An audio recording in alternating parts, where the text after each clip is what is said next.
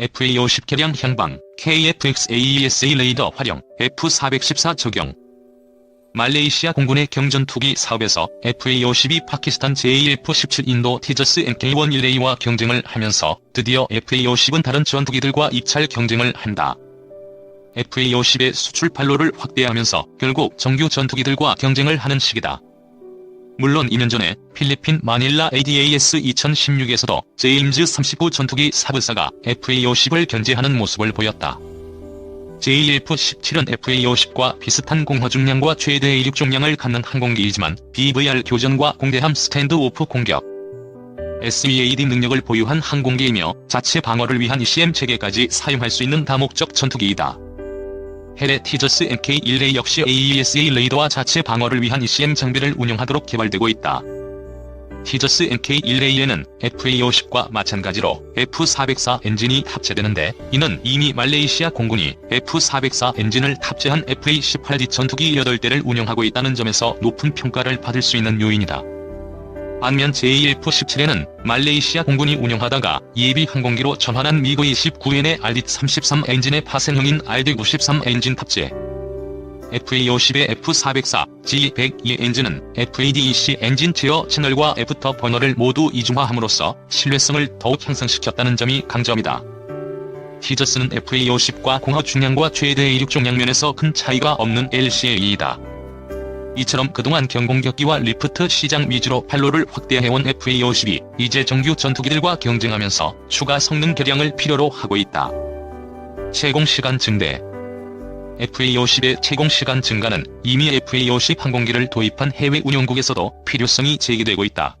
그리고 해외 수출뿐만 아니라 한국 공군 여건을 감안하더라도 FA-50의 채공시간 증가 개량에 대해 적극 고려를 할 필요가 있다. 한국 공군에서 CAS 임무는 대개 로우엔드 전투기인 FA-50 60대와 100대 이하의 F-5F가 담당하고 있다. 이 중 제29 전술개발전대의 가상적기로 운용되는 항공기와 제1전투비행단의 F-5F를 제외하면 실질적으로 CAS 투입 가능한 로우엔드 항공기 가용 숫자는 더욱 줄어들게 된다. 장차 로우엔드 전투기 세력으로 FA-50 60대며 FA-50 60대도 CAS 임무만 전담하는 것이 아니기 때문에 가용 CAS 세력은 장차 크게 김소하게 될 것이다. 이는 공군의 공지 전투 여력이 지금보다 더욱 부족하게 될 것이다. FA-50 역시 공대공 임무를 부여받는다. 그리고 우수한 SAR 모드를 보유한 LM2032 레이더와 EGI, 그리고 MIDS LVT6의 링크 16 데이터 링크 통신을 사용한 항법 데이터 보정 알고리즘을 사용할 수 있기 때문에 FA-50은 단순히 지상군에 대한 직접적인 항공 화력 제공과 고속 FAC 역할뿐만 아니라 합동화력 구역에서 하드덱이 가장 높은 대화력전 공역에 제공하면서 대화력전 표적을 획득, 정밀 타격하는 임무에도 투입된다. FA-50은 BL-608 가문 자탄 다수 내장하여 다수의 기갑 차량을 일거에 일소할 수 있는 CBU-105 SFW를 사용하기 때문에 한 개 편대의 FA-52 INT-셀 바깥에서 INT-CL 내부의 적대규모 지상작전지대를 타격할 수 있기 때문에 FLOT로 적대규모 중원제대가 접근하기 전에 차단할 수 있다. SFW에 내장된 BL-608탄은 정밀 공격 자탄 40개를 내장하는 이론적으로 최대 40대의 기갑 차량을 일거에 파괴할 수 있다. 이처럼 세계 비행대에서 운용되는 FA-50에 다양한 임무가 부여되면서 CAS 투입 소로티를 차출해야 하는 것이 현실이다. 그러므로 공지 전투를 위해 설치되는 킬박스 중에서 공군에 배정된 킬박스들의 상시 XCAS 대기 제공을 유지하려면 CAS 임무 비중이 높은 FA-50의 채공 시간을 늘림으로써 XCAS 유지를 위한 필요 소로티를 감소시켜야 한다. FA-50의 채공 시간 증대 방안. FA-50의 채공시간 증대 방안에 대해서는 지금의 보조 연료 탱크보다 더욱 대형의 보조 연료 탱크를 탑재하는 방안과 공중급유 기능을 부여하는 방안 등이 이미 연구된 바 있다.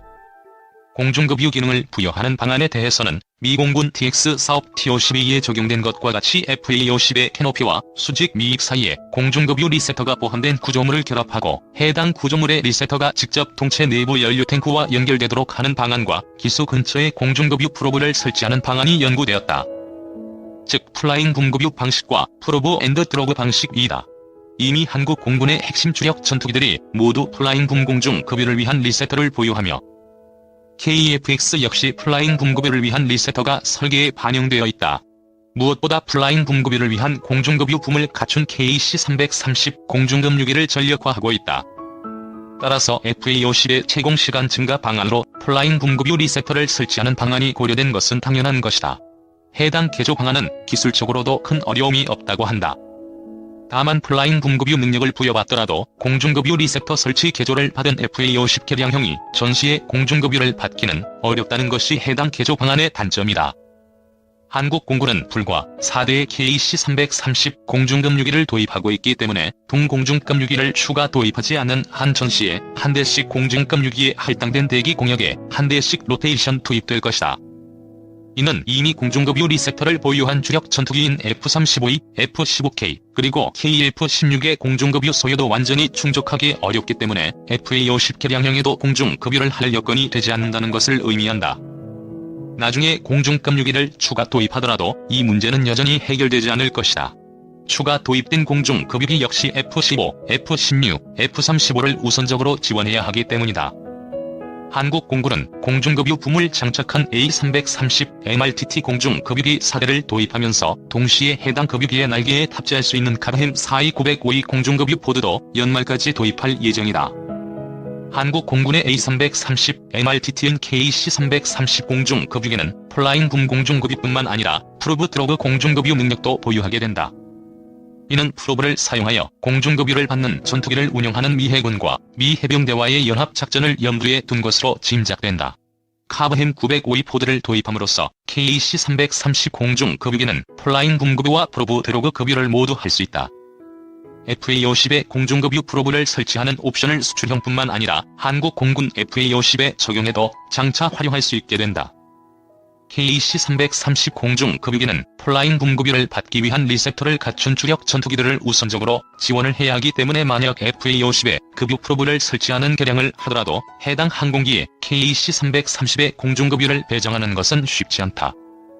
이 문제에 대해서 해결 방안이 있는데 KC-330과 함께 도입되는 카바햄 952 공중급유 드로그 포드를 추가로 도입하여 필요할 때 수송기에 탑재하여 프로브 드로그 공중급유 전용 간이 공중급유기를 별도로 운영하는 것이다. 이는 이미 보유한 수송기의 날개에 공중급유 포드를 탑재하여 필요할 때마다 프로브 드로그 급유 전용 공중급유기로 사용하기 위한 장비품만 도입하는 것이기 때문에 공중급유기를 신규 도입하는 것보다 비용이 더욱 저렴하다. 이 때문에 정규 공중급유기를 도입하여 운영할 여력이 없는 나라들이 수송기에 공중급유 포드를 장착하여 프로브 드로그 공중급유기로 운영하고 있다. 현재 FA-50을 제안받고 있는 말레이시아 공군 역시 C-132 4대의 공중급유 포드를 탑재하여 공중급유기로 운영하고 있으며 A400M 수송기 역시 필요할 때마다 카바햄 952 공중급유 포드를 탑재하여 간이 공중급유기로도 운영하고 있다. 이것은 우리에게도 시사한다. 현재 한국 공군에는 수송기 3대 신규 소요가 여전히 남아있으며 스페인 정부에서 카이의 KT-1과 TA-50을 스페인 국방부가 발주한 A400M 수송기와 맞교환하는 것을 여전히 제안하고 있다.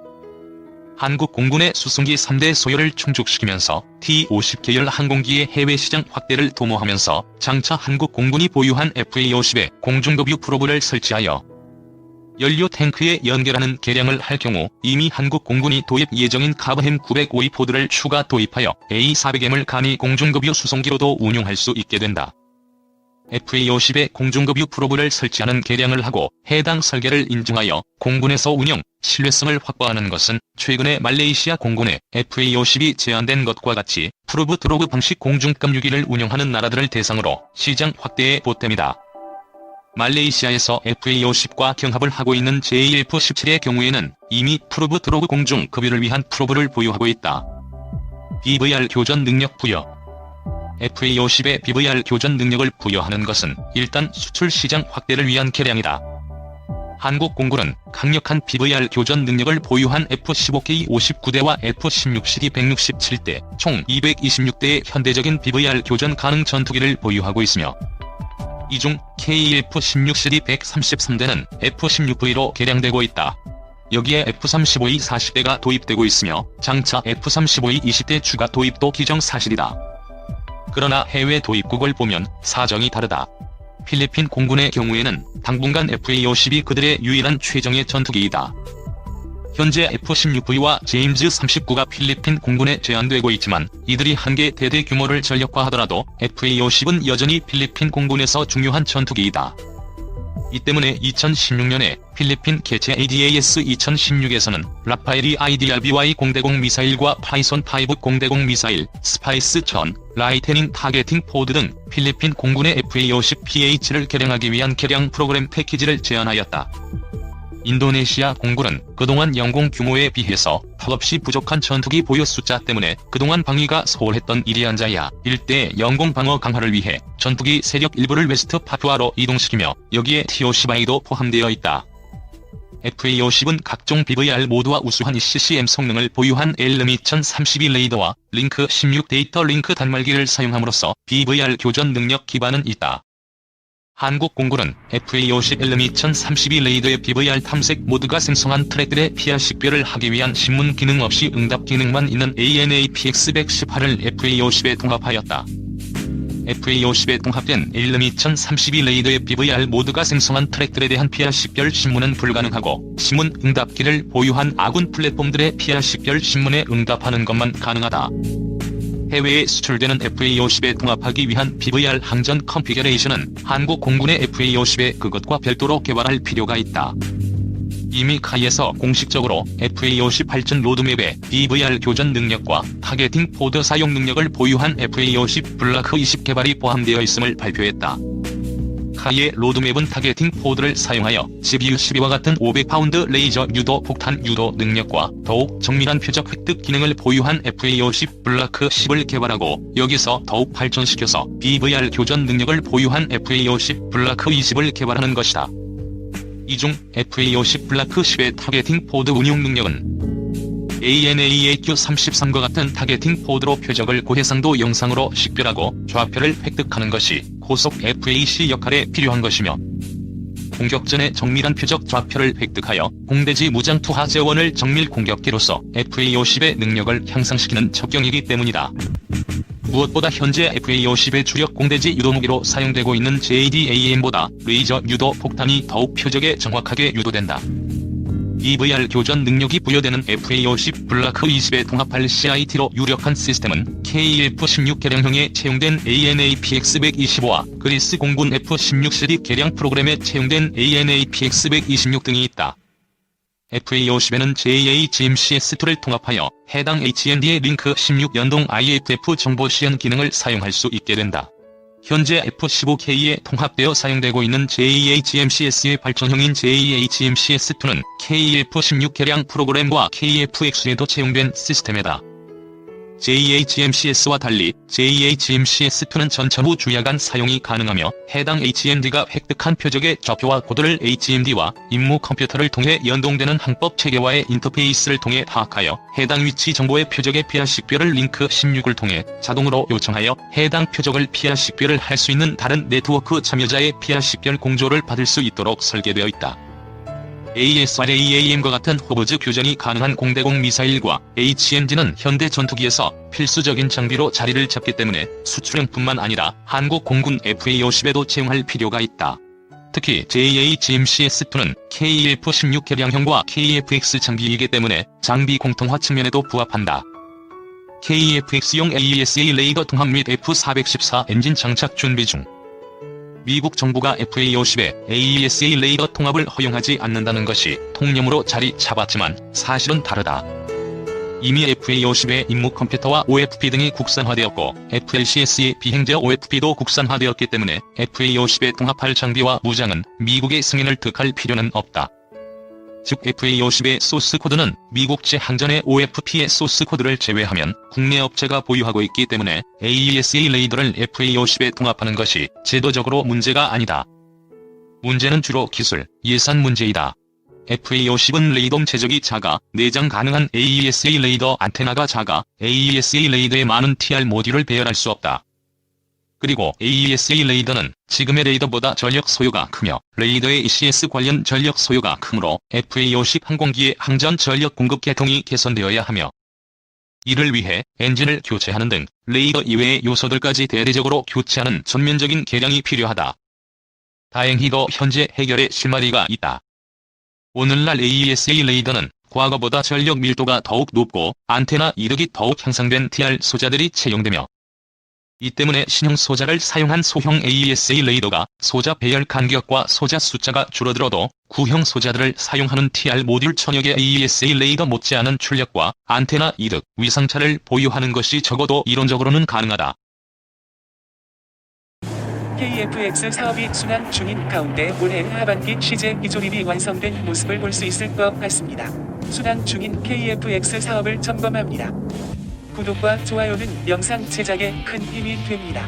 얼마 전 뉴스를 통하여 한국항공우주산업 하이의 차세대 한국형 전투기 KF-X가 2020년 하반기 조립이 완료가 된다는 뉴스를 접했습니다. KF-X는 벌크헤드 개발에 이어 GE4의 15개의 엔진이 인도가 되어 12개가 시제기 개발에 투입이 되며 3개가 예비로 입고가 되었습니다. 원래 내년 초로 예정되었던 시제기 6대의 출고가 올해 말로 예측이 된다는 뉴스는 KF-X의 개발이 순조롭게 진행이 되고 있다는 이야기라고 할 수 있습니다. 현재 KF-X의 예상 시제기 출고수는 6대이며 한국이 발주를 할 KF-X는 대략 60대로 예측이 되고 있습니다.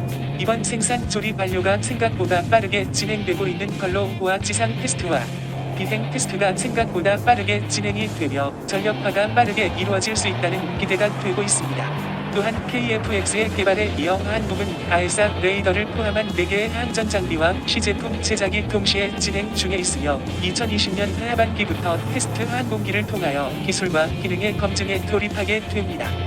원래 2022년으로 진행된 KF-X의 조도 비행도 더욱 앞당겨질 것으로 예측이 됩니다.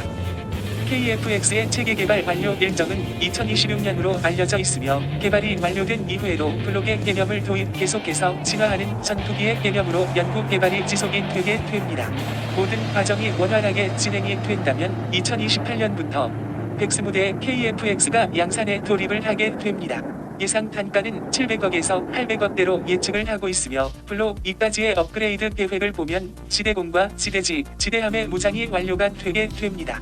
블록 3에서부터 내부 무장이 가능하게 되며 스텔스 기술의 일부 적용으로 제한적 스텔스 전투기로 진화를 해나갈 것으로 보이고 있습니다. 한국은 2000년대 전까지만 해도 항공 불모지라고 불리울 만큼 항공 기술이 전무했습니다. 하지만 KC-100, KT-1, D50 골든이글로 기술을 축적을 해왔으며 로키드 마틴의 전투기 제작 기술을 도입하고 아에사 레이더를 독자 개발을 할 만큼 항공 전투기 제작 기술이 발전해왔습니다. 이번 KF-X의 개발은 사실 대한민국의 항공 기술이 총동원되고 있으며 엄청난 제작비와 연구 개발 인력, 시간과 노력이 들어가는 대한민국 역사상 가장 큰 무기 개발 사업입니다. 하지만 오늘 2020년 시제기 하반기 제작 완료 뉴스와 같이 나온 뉴스는 인도네시아 KF-X 개발진 113명의 출국 소식이었으며 어디를 봐도 우선적으로 뉴스에서 다루고 있습니다. 마치 이 뉴스만 보면 인도네시아 개발진의 이탈로 인하여 KF-X 개발 사업이 좌초의 위기에 있다라는 뉘앙스를 주며 마치 안 되기를 바라는 듯이 보였습니다. KF-X의 개발 전 타당성 조사는 무려 5번이나 진행이 된 바 있으며 그 사이 시간은 13년이 흘러갔고 이슈가 있을 때마다 한국형 전투기의 개발은 어리석은 짓이다. 혹은 실패할 것이다. 혹은 방산 비리로 얼룩져 있다라는 뉴스를 내보내기에 급급했으며 사업 자체를 백지화시키자는 언론과 사설이 폭주했었습니다. 이러한 기조는 지금도 이어져 오고 있으며 아직도 한국형 전투기 사업을 반대를 하며 양산을 반대를 하는 언론이 있을 정도입니다. 자국이 개발한 항공기로 영토를 수호하는 나라는 그리 많지 않습니다. 다른 나라의 전투기를 사들여와 무기체계를 모두 적용하고 기술부터 정비, 운용에 이르기까지 도입국조차 아무것도 독자적으로 할 수 없게 되어 무기의 종속국이 되어버린 나라들은 전 세계 수많은 국가가 존재를 합니다. 즉 이러한 영향으로 인하여 가동률은 떨어지게 되고 운영비는 지속적으로 높아지게 됩니다. 독자의 전투기 플랫폼이 없다면 공대공 미사일 하나도 독자적으로 개발이 불가능하게 됩니다. 또한 각 나라에서 엄격하게 기술의 유출을 막고 있는 항공기 부분 특히 군용기 제작 기술의 축적은 돈과는 바꿀 수 없는 엄청난 국가 자산이 되는 것입니다. 한국형 차세대 전투기 KF-X 사업은 이러한 한국형 전투기의 개발 사업으로서 자주국방의 디딤돌이 될 것이라 생각하며 대한민국의 미래 먹거리 산업인 항공산업의 발전에도 엄청난 영향을 줄 것으로 생각합니다. 그동안 여러 가지 이유로 많은 공격을 받기도 하고 많은 어려움을 겪었던 한국형 차세대 전투기 KF-X 사업이 이번 엔진 도입과 미정부의 미사일 수출 승인으로 인하여 한층 탄력을 받은 모양새입니다. 한국은 20년 전 잠수함 기술이 없어 독일에서 기술을 받아 현재는 잠수함까지 수출하는 국가입니다. 내년 6대의 시제기 출고까지 박차를 가해 기대 성능 이상의 KF-X가 생산이 되어 항공 전투기 분야에 있어서도 해외 수출까지 이루어내는 성과를 보여주었음 합니다. 한국형 전투기 KF-X에 탑재될 미국 제너럴 일렉트릭 GE 엔진이 인도됐다. KF-X의 심장이라고 할 수 있는 핵심 장비인 엔진이 공급되면서 KF-X 개발 사업도 한층 탄력을 받을 것으로 보인다. 여기에 항공모함 건조 계획까지 나오면서 우리나라의 KF-X F-35 스텔스 전투기를 탑재한 대형 항공모함이 있다면 주변국의 말도 안 되는 억지 소리와 미국의 무력 시위가 없어도 자주 국방이 가능할 것입니다. 지금의 국방 사업은 남북 통일을 가정하에 진행하는 게 맞다고 생각합니다. 감사합니다.